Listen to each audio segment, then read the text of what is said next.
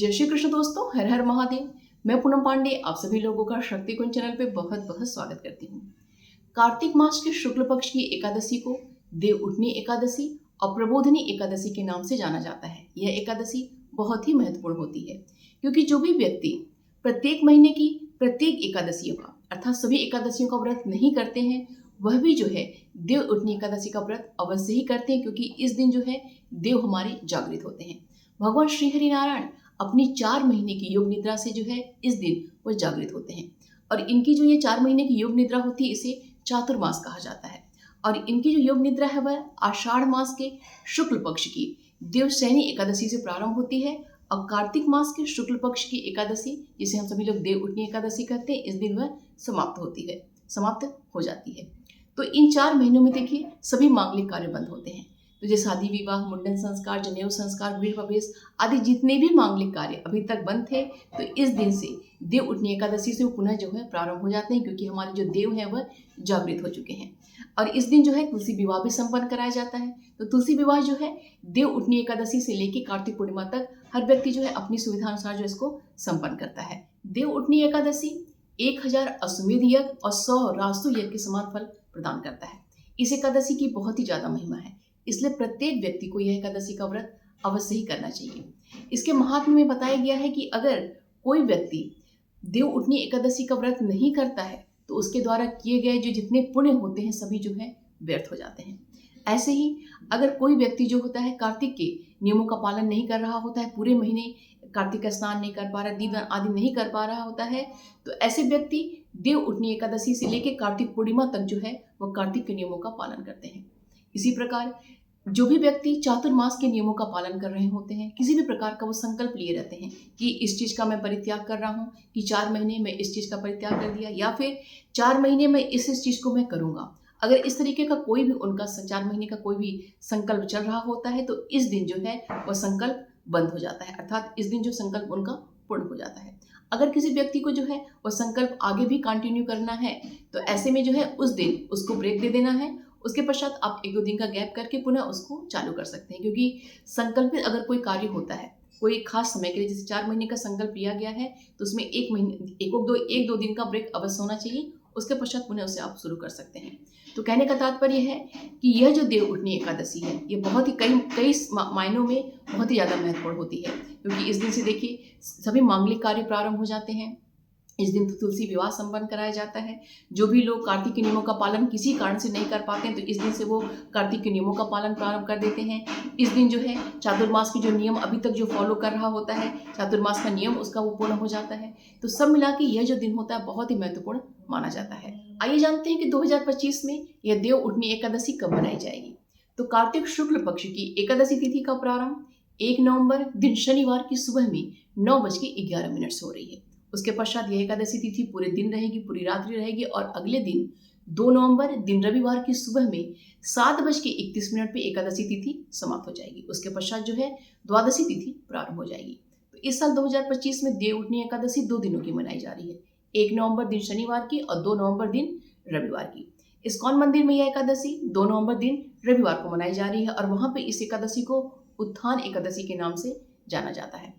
स्मार्तों की जो एकादशी है वह 1 नवंबर दिन शनिवार की है और वैष्णव संप्रदाय में, गौड़ी संप्रदाय आदि जगहों पे जो यह एकादशी 2 नवंबर दिन रविवार को मनाई जाएगी।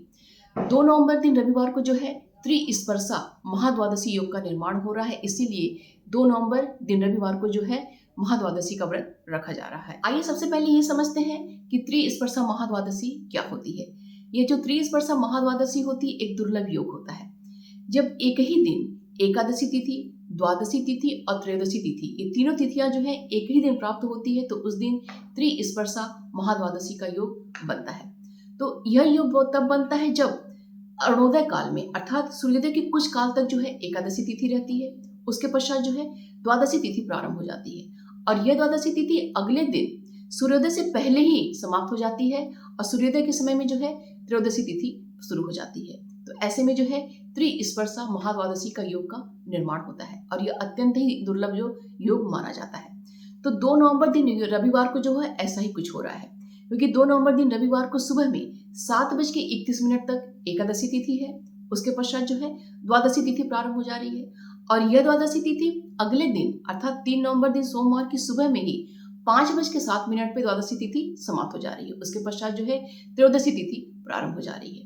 तो इसीलिए 2 नवंबर दिन रविवार को जो है त्रिस्पर्शा महाद्वादशी का योग बन रहा है, जो कि अत्यंत ही दुर्लभ और बहुत ही उत्तम योग माना जाता है। हमारे शास्त्रों में महाद्वादशी योग को अत्यंत ही दुर्लभ योग माना जाता है। इस दिन व्रत करने से, पूजा पाठ करने से, दान आदि का करने से हजारों एकादशियों का पुण्य लाभ प्राप्त होता है। समस्त प्रकार के पापों का नाश होता है और व्यक्ति अंत में मोक्ष को प्राप्त करता है। पद्म पुराण में बताया गया है कि इस एकादशी को करने से धर्म, अर्थ, काम और मोक्ष की प्राप्ति होती है और इसके साथ ही साथ 100 करोड़ यात्राओं से भी ज्यादा महत्वपूर्ण जो है यह एकादशी मानी जाती है। अगर इस दिन व्यक्ति गंगा स्नान करता है, व्रत करता है, पूजा पाठ आदि करता है, दान आदि का कार्य करता है, तो जाने अनजाने में किए गए समस्त प्रकार के जो उसके पाप हैं नष्ट हो जाते हैं और व्यक्ति जो अंत में मोक्ष को प्राप्त करता है। तो जब भी ऐसी जो महाद्वादशी का योग प्राप्त हो तो ऐसी स्थिति में एकादशी के व्रत का परित्याग करके हमेशा ही महाद्वादशी के व्रत का चुनाव करना चाहिए और उसी दिन जो है व्रत करना चाहिए। अगर आप 1 नवंबर दिन शनिवार की देव उठनी एकादशी का व्रत कर रहे हैं तो इसका जो पारण है वह 2 नवंबर दिन रविवार को किया जाएगा और पारण मुहूर्त का जो समय है वह दोपहर में 12:55 से लेकर दोपहर में 3:03 तक है, क्योंकि 2 नवंबर दिन रविवार को जो है दोपहर में 12:55 पे जो है हरिवासर समाप्त हो रहा है और एकादशी व्रत के नियम के अनुसार हरिवासर समाप्त होने के पश्चात ही जो है एकादशी व्रत का पारण किया जाता है, अन्यथा दोष लगता है। तो अगर कहने का तात्पर्य देखिए ये है कि अगर आप 1 नवंबर दिन शनिवार की एकादशी का व्रत करेंगे तो आपको 2 नवंबर दिन रविवार की दोपहर में 12:55 तक आपको व्रत करना होगा। उसके पश्चात जो है अपने व्रत का आप पारण कर सकते हैं। यह एकादशी जो इस दिन की जो एकादशी है वह ध्रुव योग में और रवि योग में संपन्न हो रही है। और अगर आप 2 नवंबर दिन रविवार की त्रिस्पर्शा महाद्वादशी का व्रत करते हैं तो इसका जो पारण है वह 3 नवंबर दिन सोमवार को किया जाएगा और जो पारण का जो मुहूर्त है वो सुबह में 6:07 से लेकर सुबह में 9:50 तक है। और इस दिन की त्रिस्पर्शा जो महाद्वादशी का जो व्रत है वह त्रिपुष्कर योग में और सर्वार्थ सिद्धि योग में संपन्न हो रहा है, जो कि बहुत ही ज्यादा उत्तम और बहुत ही ज्यादा पुण्यों को प्रदान करने वाला माना जाता है। तो देखिए, आप किसी भी दिन की एकादशी का चुनाव करिए, वो आपकी स्वेच्छा के ऊपर है।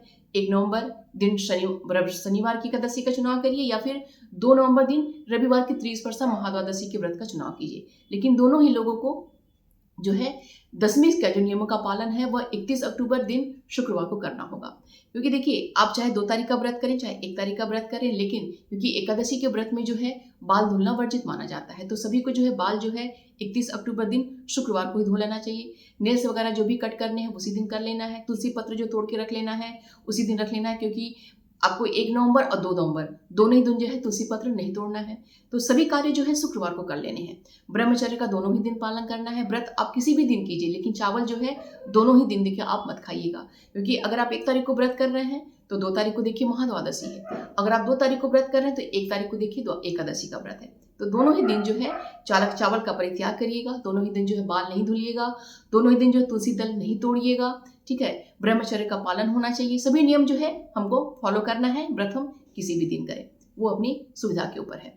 अब जिस भी दिन आप व्रत कीजिए, जिस दिन भी आप भगवान को अपने जागृत करना है, क्योंकि जागृत करेंगे आप तो ऐसी स्थिति में जब भगवान को जागृत कीजिए तो उनका जो अभिषेक है वो शंख के माध्यम से कीजिए, क्योंकि ऐसा हमारे शास्त्रों में बताया गया है कि शंख के माध्यम से भगवान का जब अभिषेक हम करते हैं तो सभी तीर्थों का जो है हमें लाभ प्राप्त होता है। तो हमेशा ही जो है अभिषेक जो है भगवान का आप शंख के माध्यम से करने का प्रयत्न कीजिएगा। विष्णु सहस्त्र नाम का आप पाठ अवश्य कीजिएगा। ज़्यादा से ज़्यादा जो है मंत्रों का जाप करिएगा और नाम जप आप करिएगा, क्योंकि ये जो दिन होता है बहुत ही महत्वपूर्ण मानी जाती है। तो देखिए, 2 नवंबर को तुलसी विवाह संपन्न किया जाएगा। तो तुलसी विवाह पे मैं अलग से आगे में वीडियो अपलोड करूंगी, उसके लिए अलग से मैं सेपरेट बताऊंगी कि इसमें क्या क्या नियम है, क्या मुहूर्त वगैरह है, उसमें मैं बताऊंगी। तो उम्मीद करती हूँ कि यह वीडियो आप सभी के लिए हेल्पफुल होगा। इससे संबंधित कोई भी प्रश्न अगर आपका है तो कमेंट बॉक्स में मुझसे पूछिएगा। और आप सभी से रिक्वेस्ट है कि प्लीज़ वीडियो को प्लीज़ लाइक किया कीजिए। प्लीज़ अपने जो इष्ट का नाम जो है कमेंट में लिखा कीजिए, या फिर जो आपके प्रश्न है वो कमेंट बॉक्स में लिखा कीजिए। वीडियो को शेयर किया कीजिए। चैनल पर अगर नए हैं तो प्लीज़ चैनल को सब्सक्राइब अवश्य कर लीजिएगा। मिलते हैं अगली वीडियो में। अपना और अपनों का ख्याल रखिएगा। जय श्री कृष्ण। हर हर महादेव।